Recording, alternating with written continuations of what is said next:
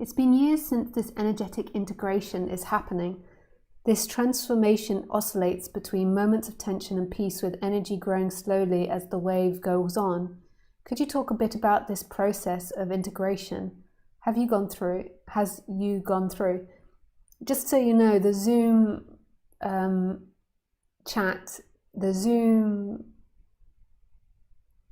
link is in the box below.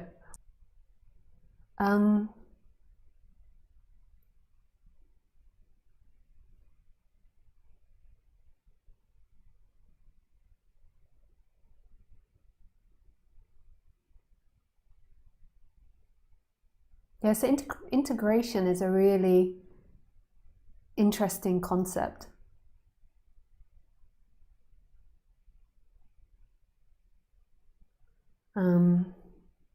Because there seems to be a character that goes through time, but that's all it will ever be, is an appearance. There isn't ever a character that's going through time. So at the moment, you imagine a Jourdain which has been going through an integration. So there is an imagination of you, which I don't know what that looks like. You know, maybe you imagine your body, maybe you imagine or have a feeling of you. So there's an image happening in you, an image of your body happening in your head, and then also a feeling of you. And then there's a belief that that person will become integrated. And there's nothing wrong with that belief. Like, it appears like there has been an integration process for Lisa, but it's not actually true. There is simply this moment happening.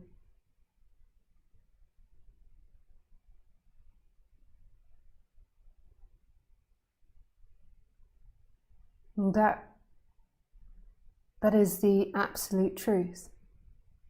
So this idea of you integrating is only an idea. And this idea of your integration will come and go. And the idea of how that is developing and how that is processing will change dependent on the emotions that you're experiencing and dependent on the thoughts that you're experiencing. I'm not saying that they'll be like completely untrue. There is a seeming truth to them.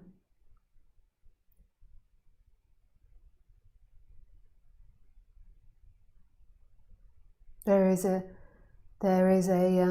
reality that they're seemingly following. And I'm not speaking about, you know, having no consecutive reality. There is seemingly a consecutive reality that they're following, but it's all imagination. And your current imagination is that you've been oscillating between moments of tension and moments of peace.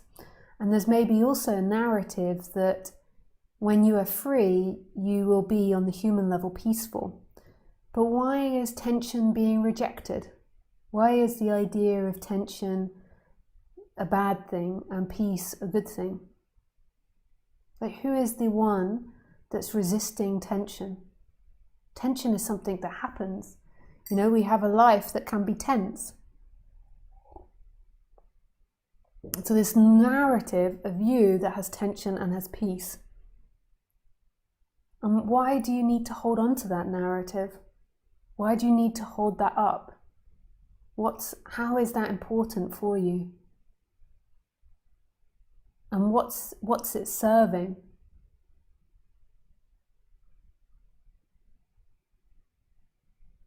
When there is tension arising, if you want, you could do an emotional release, you could do a meditation, but it doesn't say anything about you. You could do an energy release, you could explore the chakras, knowing that there's not really somebody that's doing that that's just a happening. But it's not good or bad, it's simply appearing in this freedom. And there is freedom in the tension and in the peace. It comes and it goes, the tension and the peace. And there is this expansion beyond that. There is this freedom beyond that. Often we have a sense of the freedom when we're in peace because there's no seeking happening. When the human feels peaceful, you're not thinking about the next moment, so there's an openness, so there is this more space for the consciousness to be recognized. And then when tension happens, seeking happens, so then you think, I've lost something, I'm not at it, I'm doing something wrong. But who is this one that's doing something wrong? And is this true? Can there be absolute freedom in tension? The energetic contraction, that's beyond peace and tension. It's like this, it's a thing that happens when you believe that that is who you are, that I am somebody that's experiencing tension, which means I'm not free.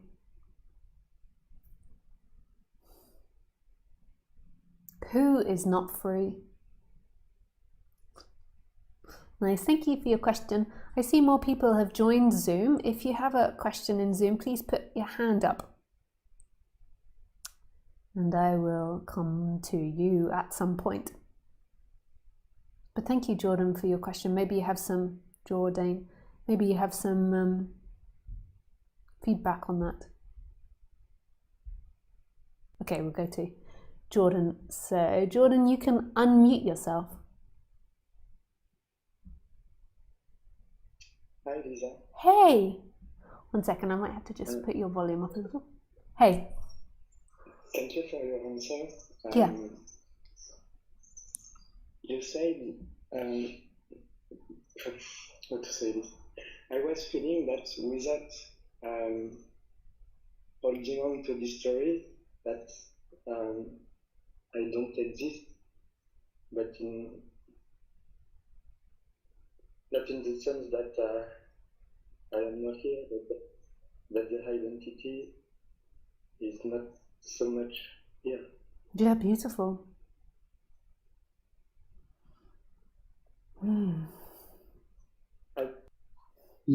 I was just saying that I have once the experience of God, and after that I feel really between both worlds, between like one step is free, but another is not. Yeah. And that's totally welcome. So I understand that experience of feeling between two worlds. And that can be disorientating for the person to feel like, you're a person on one level that feels contracted and feels separate. And then at other times there is this expansion where you feel one with everything. And it can be really devastating when you go between the two, or it can just be very gentle and very subtle. And it's just noticing that too is welcome. Like there's nothing to seek from. There's nothing to avoid. The tendency is to say, I've got it, I've lost it. But notice that there is still perception happening in all of it. In a way, I suppose I'm saying, like on the human level, like don't give it too much attention.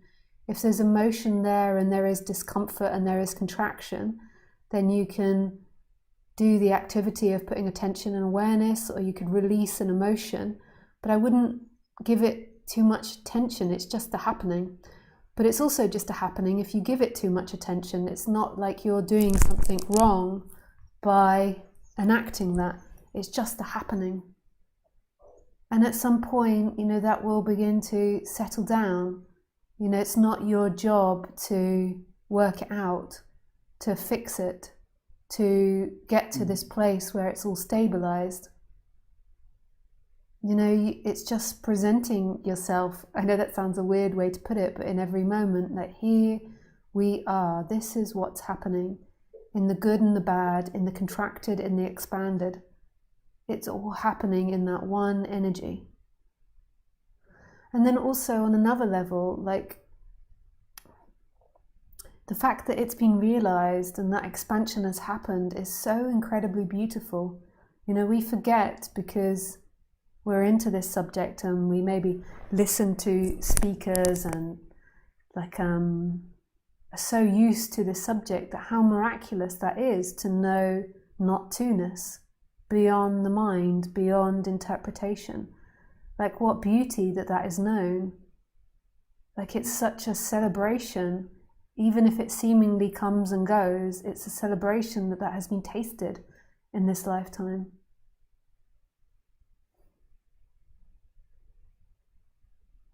Yeah.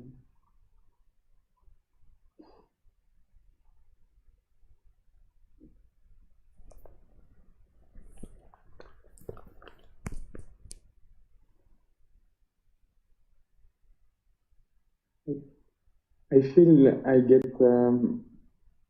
used to this expansion, and I don't remember myself enough. Yeah. That, I know. execution. Yeah, when that's happening, it all falls away, doesn't it? Like when your story about yourself and the idea of it coming and going all falls away.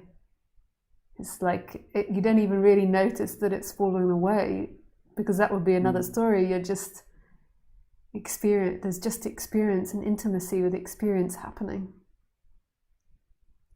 Yeah. And then there's no problem, and then there's moments where that comes back, and then it's registered, and then it's like, oh, this is a problem, and then it falls away, and you've completely forgotten that that's a problem. Yeah, you said it all. It's like this for years now, and I've moved in an ashram. Yeah. To practice, to work on myself, to balance myself, because there was a lot of job to do. And yeah, you said it all. Yeah, nice. There is those moments where nothing is important, where presence just shines inside. What ashram did you move into? Ama's ashram in the south of France. Oh, nice. I spent a lot of time at Ama's ashram in India. I actually had quite a few awakenings there as well.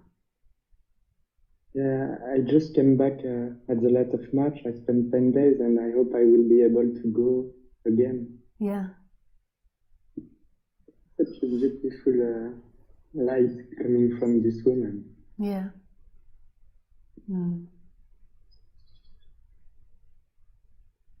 And the ashram tends to be very simple in its requirements. Like when I was at the one in India, it was very cheap to live there, and they gave you food for free. You just had to do work every day, so it was very simple to have time and space to work on yourself and to meditate and to be in stillness. And then there's sort of like-minded people there as well. Yeah, in the south of France, it's a bit different. Right. I have to work half time outside. I see. And half my time I work in the ashram, but there is still a lot of space for practice. Yeah. And also, it's a very beautiful testing ground for my personality. Yeah. Because people, they show me exactly who I am. Yeah. And oh my God. Yeah. And spiritual people can be very intense as well. Yes. Yeah, nice. No place to hide. Yes, you have to face everything.